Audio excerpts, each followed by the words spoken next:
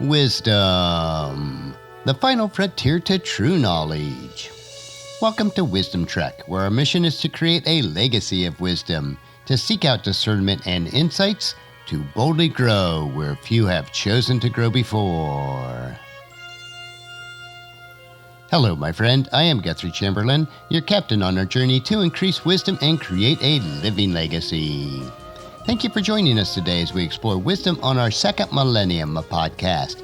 This is day 1281 of our trek, and it is Worldview Wednesday. Creating a biblical worldview is important in order to have a proper perspective on today's current events. To establish a biblical worldview, it is required that we also have a proper understanding of God and His Word. Our focus for the next several months on Worldview Wednesday is Mastering the Bible through a series of brief insights. These insights are extracted from the book of the same title from one of today's most prominent Hebrew scholars, Dr. Micheal S. Heiser. This book is a collection of insights designed to help you to understand the Bible better. When we let the Bible be what it is, we can understand it as the original readers did and as the original writers intended. Each week we will explore two additional insights. So today is Mastering the Bible, Genealogies. Insight number 23. Old Testament genealogies were not intended to be a precise indicator of the age of the earth. The genealogies in Genesis chapter 5 are significant for understanding the Old Testament, but not in a way that they are often referenced. Since the 17th century, Bible readers have presumed that the genealogies of the Old Testament were written to provide chronology for the history of the world. That notion was popularized in 1650 with the publication of Bishop James Ussher's Annals of the Old Testament, deduced from the first origins of the world. Ussher's chronology used the genealogies to date the creation of the world to October 23, 4004 BC. There are many problems with Ussher's chronology.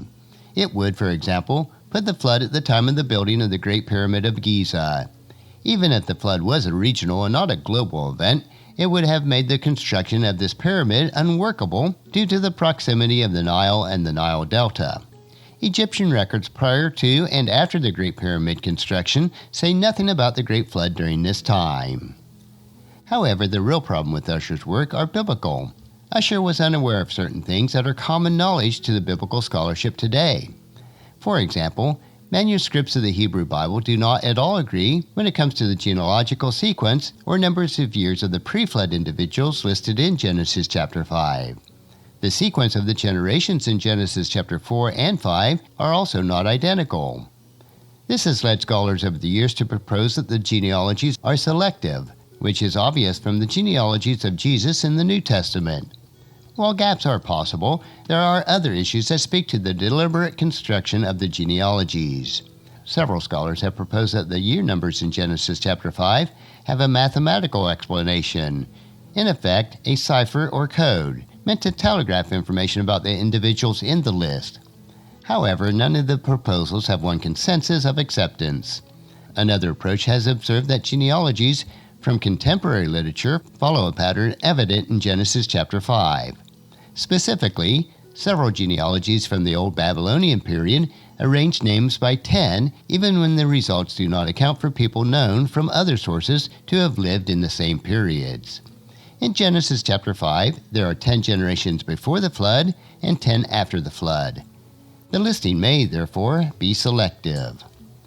In any event, though the precise reason for the genealogical structure may not be conclusively understood, we must avoid interpreting them outside their ancient context. Forcing them into a service for which they were not intended is not good interpretation. Let's move on to insight number 23, which is, the covenant sign of circumcision was a theological statement for Israelite men and women. The story of Abraham and Sarah is at the core of the story of Israel. God called Abraham in Genesis chapter 12, verse 1, where it says, "The Lord had said to Abram, 'Leave your native country, your relatives, and your father's family, and go to the land that I will show you.'" In Genesis chapter 15, verses 1 through 6, God told him that he would make his offspring like the sand of the seas and the stars of the sky. There was just one problem. Abraham and his wife were very old. Sarah, in fact, was well past childbearing age and did not conceive a child for several years after God's initial promise. Her inability to conceive led to Sarah's proposal that Abraham have children with her handmaid, Hagar. The result was the birth of Ishmael, whom God told Abraham in no uncertain terms that he was not the fulfillment of the original promise. The original promise was that God would enable Sarah to have a child. God, of course, kept his promise. Abraham and Sarah had Isaac. God stepped in and made it clear to both Abraham and Sarah that Ishmael was not the fulfillment of his promise. Sarah was the mother God intended for the promised child. To commemorate this miracle, God gave them both a recurring sign of his covenant of faithfulness, which was circumcision, as told in Genesis chapter 17, verses 1 through 14. The sign of the covenant meant that every male in Abraham's household had to be circumcised. The requirement extended to all males born to every family in the nation of Israel because all Israelites were descendants of Abraham through Isaac. Circumcision seems like an odd sign, not only because of the physical nature of the mark, but also because it seems so one-sided.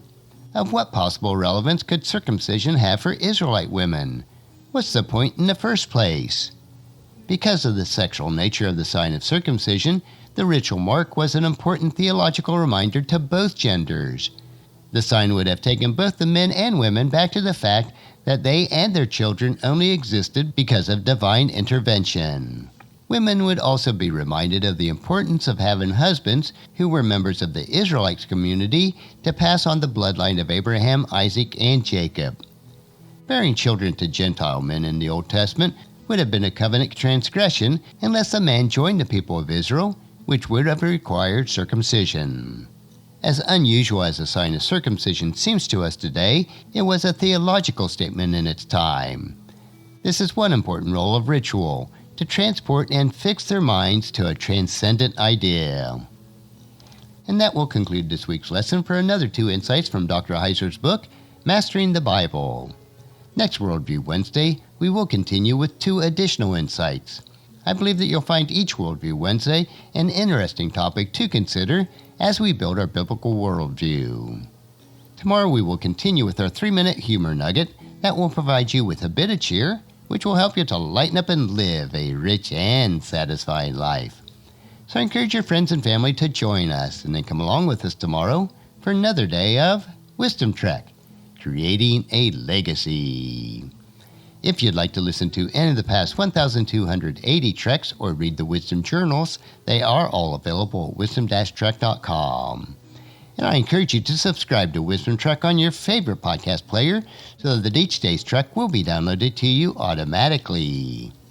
And thank you so much for allowing me to be your guide, your mentor, but most importantly, I am your friend as I serve you through the Wisdom Trek podcast and journal each day. And as we take this trek of life together, let us always live abundantly, love unconditionally, listen intentionally, learn continuously, lend to others generously, lead with integrity, and then leave a living legacy each day. I am Guthrie Chamberlain, reminding you to keep moving forward, enjoy your journey, and then create a great day every day. See you tomorrow.